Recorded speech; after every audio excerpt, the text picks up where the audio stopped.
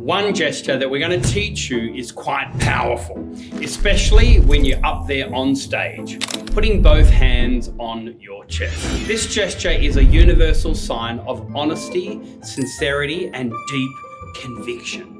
It's like you're saying, "This comes straight from my heart." It's a simple act, but it can dramatically enhance the emotional connection with your audience. But how can you incorporate this into your public speaking toolkit effectively? First, timing is key. Use this gesture when you're sharing a personal story, making a heartfelt appeal, or emphasizing a core message. Eye contact is your friend here.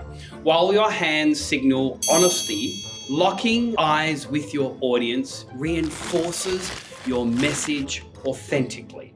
However, overusing this gesture can lessen its impact or come across as insincere.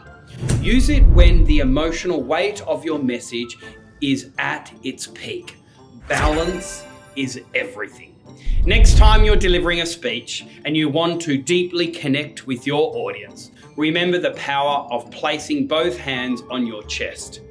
It's a gesture that can transform your message from being simply heard to truly felt.